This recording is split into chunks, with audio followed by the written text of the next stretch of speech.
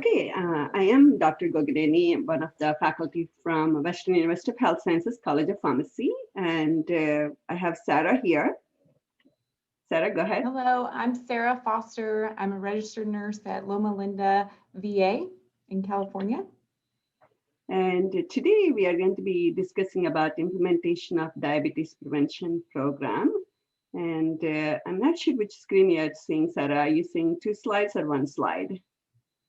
I'm seeing 2 slides. Okay.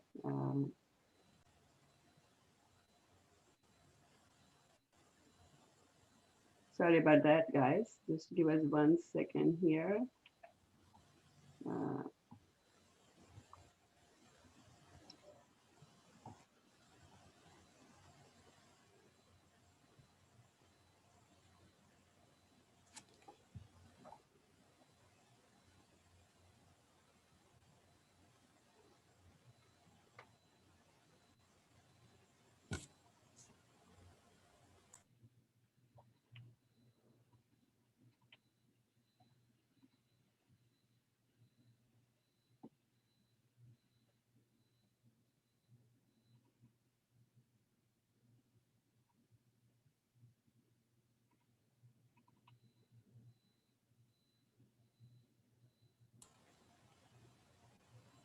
Okay, now I think we are in the right track. Okay, here is where we work via Loma Linda, California, United States of America. And I just wanted to start with, we have nothing to disclose. Thank you, Prakash. And I just wanted to start out with diabetes classification. According to American Diabetes Association, we have 4 different classes how we distinguish diabetes. We have type 1 diabetes. This is actually considered as a beta cell destruction, causing a complete lack of insulin production from the patient. Therefore, we have to provide insulin externally for these patients. And on the other hand, type 2 diabetes is actually it's a progressive disorder where you have insulin secretion is getting defective. You are getting defective insulin secretion, and also you will see insulin resistance. And gestational diabetes is basically we diagnose this during the 2nd and 3rd trimester during pregnancy. And usually it is not an overt diabetes, but majority of these patients do develop to type 2 diabetes. And other specific types of diabetes, including diabetes due to related to cystic fibrosis, or diabetes related to the pancreatitis, or diabetes related to neonatal diabetes, and also mature onset adult diabetes. Those are all lumped them into other specific types of diabetes. That's what they call it as a specific types of diabetes. And the other thing I wanted to highlight here is in terms of diagnosis, when we make a diagnosis of diabetes, we consider them as a normal, pre-diabetic, and diabetic. I wanted to highlight here is the pre-diabetes is the same thing as impaired glucose tolerance. In US, we call it as pre-diabetes, but in Europe and other Asian countries, they call it as impaired glucose tolerance. Basically, they are the same and equal terms. Any impaired glucose tolerance, we consider them as they're not diabetic yet, but their blood sugars are elevated to a point where these patients are at high risk for developing type 2 diabetes. Therefore, just wanted to give some idea what is pre-diabetes, the numbers means, the nomenclature. It's very important for us to remember these numbers. Is basically, we need to educate patients on pre-diabetes and how they convert it to diabetes. And this is where our study has been done.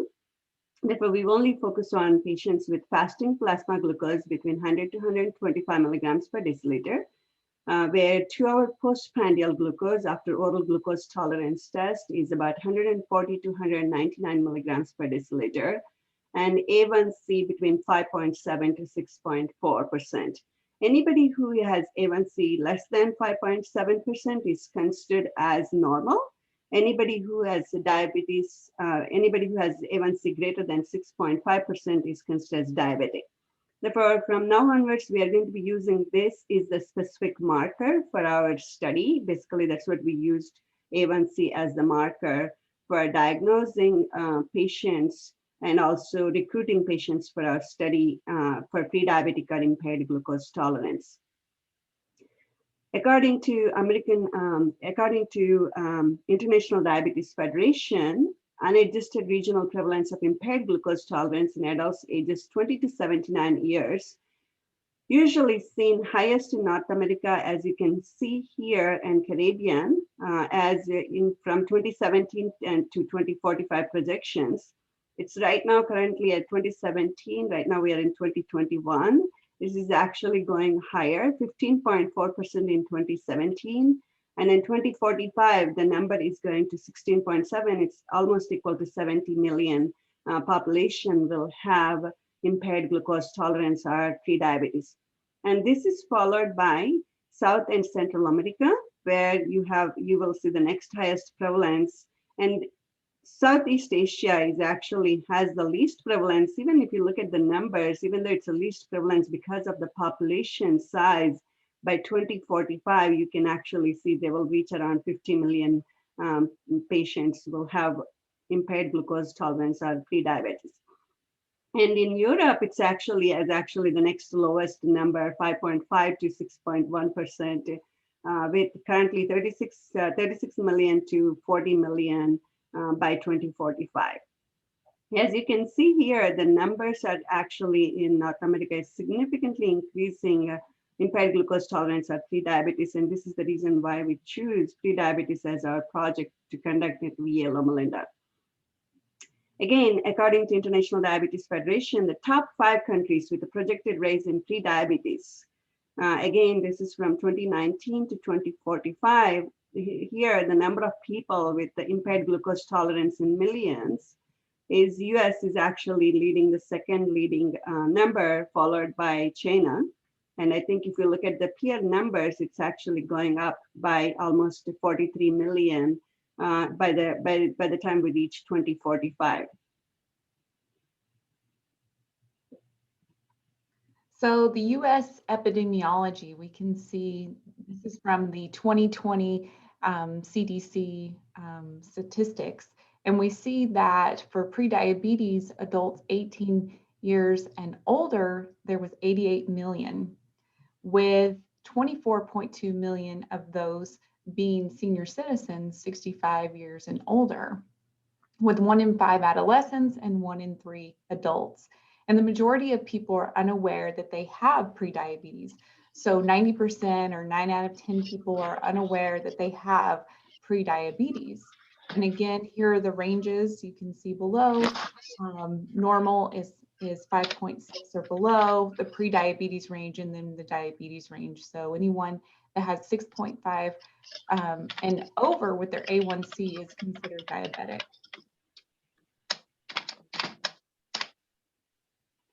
The health expenditure as well, according to the 2019 health expenditure, you can see this is worldwide, with North America, Brazil, parts of Asia, Russia, all spending an enormous amount of dollars on and resources on diabetes.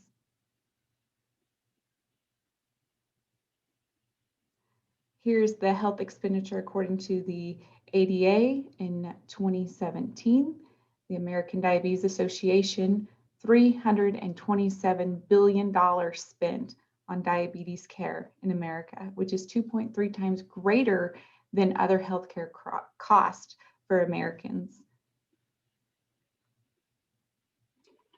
The current challenges that we are currently facing in the US is a shortage of physicians. As you can see here, the demand versus supply of the physicians, as you can go from 2017 to 2029, the demand is actually increasing significantly and the supply has been getting condensed. Not only the physician shortage in the US, also the lack of time that the physicians have for each patient to spend on this complex disorder is then significant limiting factors that we are actually facing. And this is the reason why we need pharmacists and nurses to join the team to actually take care of these pre-diabetic patients. As we know, diabetes is a much complex disorder, and it requires a multidisciplinary team approach. We cannot, just the PCPs, the primary care physicians cannot handle the needs that these patients have. As you can see here, we need a nephrologist, ophthalmologist, and neurologist, and also cardiologist that I didn't have a picture here, but dietitians, and also it requires like lifestyle coaches. It requires a lot of team effort, and as we know, this is a multidisciplinary team approach, and this is the reason why Sara and I decided we are going to take this approach to take care of our veterans, to identify the patients with the prediabetes. Again, the goal here is the majority of these prediabetes have a blood sugar elevated, but they're not considered them as diabetic at this time. Therefore, as much as possible, we want to prevent the progression of prediabetes to diabetes. And this is the reason why we actually chose this picture, because it requires a lifestyle change on our patients' perspective, because majority of our patients do not know what to eat right and what is considered as a moderate exercise or mild, moderate. And because I think in general, we as a providers, healthcare providers, we tell our patients 30 minutes every day for 5 days a week is sufficient. But some of these patients may not be sufficient, and some of them may not be able to do those activities. Therefore, this is the reason we actually decided to implement CDC diabetes lifestyle modifications to our patient, as it requires a significant commitment on patient's part, as well as the provider's perspective. As I stated earlier, that because lack of time with our physicians, therefore the nurses and pharmacists will take implementation of this program. So as Dr. Gogineni alluded to, the doctors do have sometimes limited time with the patients, and to manage diabetes and prediabetes, it takes a lot of time. It takes classes, it takes health coaches, it takes many different disciplines to really manage them. So we found the National Diabetes Prevention Program, which is endorsed by the CDC, Center for Disease Control. And this program was shown to cut your type 2 diabetes risk in half.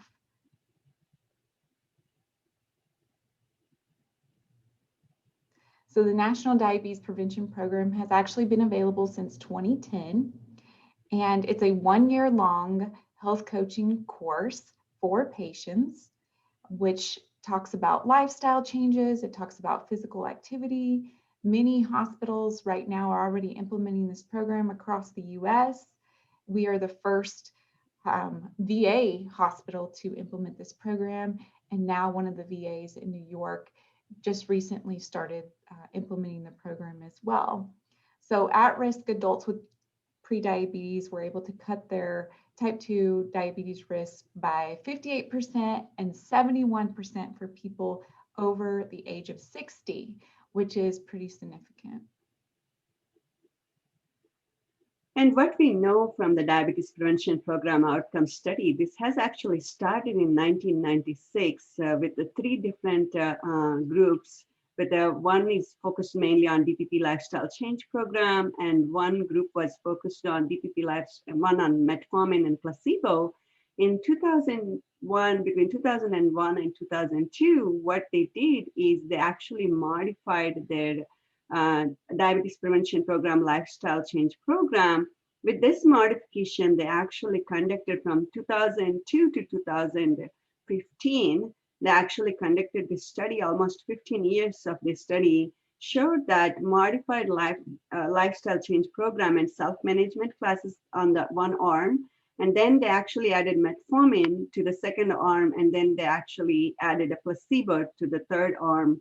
And what we found was, as you can see here, within the 15 years of this program, the lifestyle change with the intense lifestyle change, modified diabetes lifestyle change program actually has lowest prevalence of cumulative incidence of diabetes compared to even placebo and metformin. And this is the reason why VA, we actually wanted to adopt DPP program as the lifestyle change program. And we are planning to implement metformin. We wanted to see, is this very similar to what actually the CDC found, or is it going to be different in our population in the future?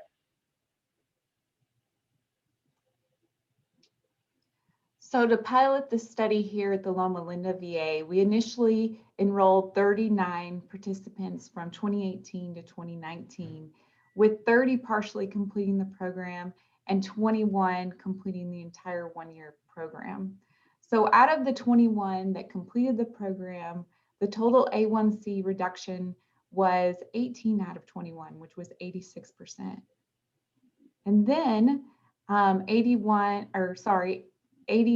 the A1C reduction lower than 5.7, which is 5.6 and below, putting them into the normal A1C range, was 9 out of 21, so 43% achieved that goal. And then the weight reduction for the CDC's recommended weight reduction of 5 to 10% in the one-year program was 11 out of 21 participants, so 52% met that goal in reducing their weight. Therefore, based on our pilot study, we decided we wanted to recruit our patient population, especially our veterans that are at higher risk for developing prediabetes, compared to even our general population due to lack of physical activity and lack of, and also low socioeconomic status. Therefore, me and Sara actually partnered, and then we decided we wanted to recruit some of our students as pharmacy students to recruit our patient population and to call and to streamline the patient population. And then we were using telehealth as our technology to reach out to these patients with the COVID-19. And we actually recruited and started these classes.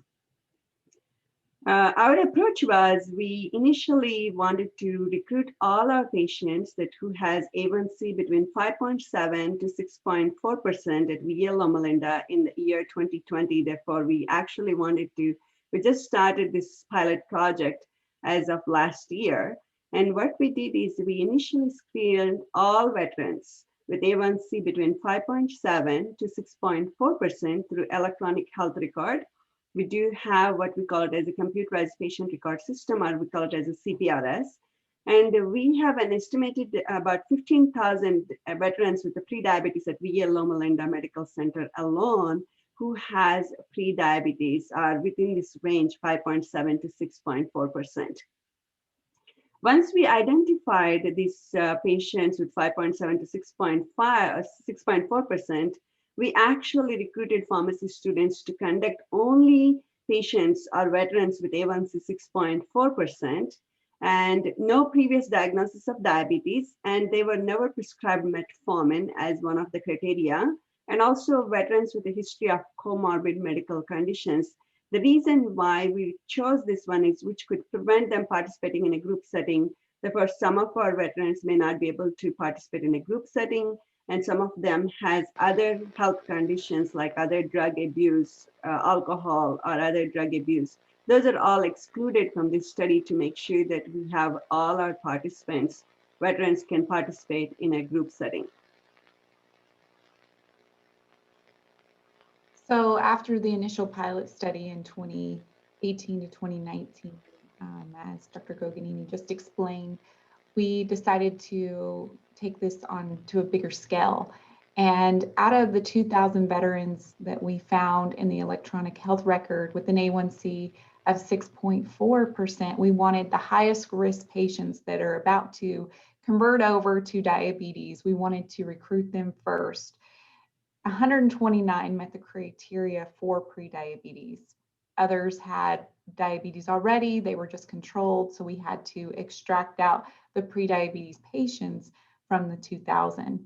And out of those 129, 35 veterans agreed to participate in the program, in the prediabetes program. Reasons for not participating most of the time were because they work during the day and there's not any night classes available just yet. So out of those 35, we split them into 5 different groups, meeting 1 hour a week for 16 weeks, and then they're to have a repeat hemoglobin A1C. They're currently at week 14 as we speak. So in 2 more weeks, they will have a repeat hemoglobin A1C, and then they'll have one at the 12-month mark at the end of the program. But we want to get an A1C now after the weekly sessions because we want to see if they're on track, if they need to make changes to the things they're doing, to give them encouragement to keep going so that they can see the progress that they're making. The monthly sessions begin at month 5 and continue up to the year mark. And like I said already, we will repeat their hemoglobin A1C at that time. Then they will be referred back to their primary care doctor. So future directions, we currently received a grant, which we'll speak more about in just a second, for a virtual medical center. We also want to incorporate metformin along with the prediabetes program. We also want to screen for potential obesogenic agents that could prevent them from losing weight, from actually getting to the weight goals that they desire.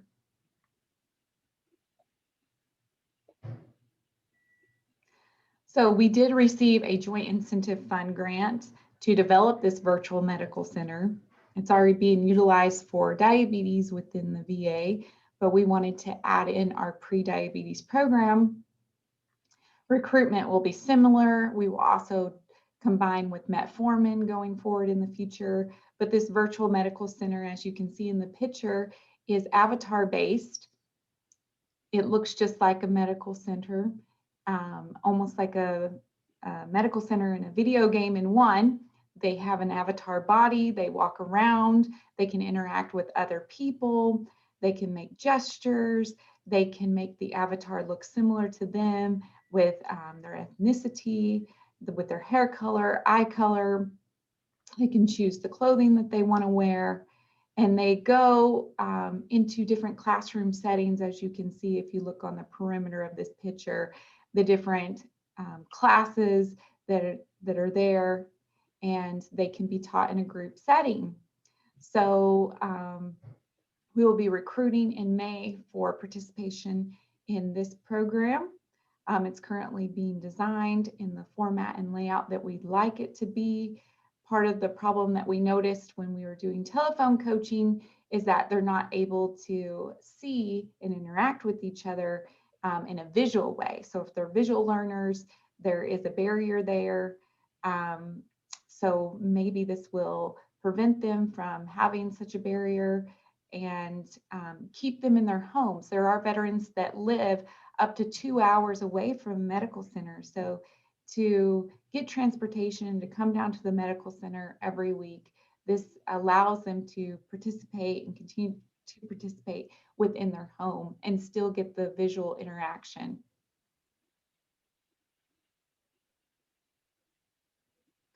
Acknowledgements, we want to acknowledge Dr. Linda Ferry, who is the Chief of Preventive Medicine at the VA Loma Linda for our projects. Dr. Vincent Fonseca is also a preventive medicine physician that works with us. Other team members include other nurses, Anna Cortez, Brenda Rafter, and Cheyenne Hall also works with us. Here's our contact information for Dr. Gogineni and for myself. If you would like to contact us, if you want to know more about our project, if you would like to get started and implement a diabetes prevention program at your hospital, your clinic, reach out to us, let us know. We're available for questions. And that concludes our presentation. Thank you. Thank you very much,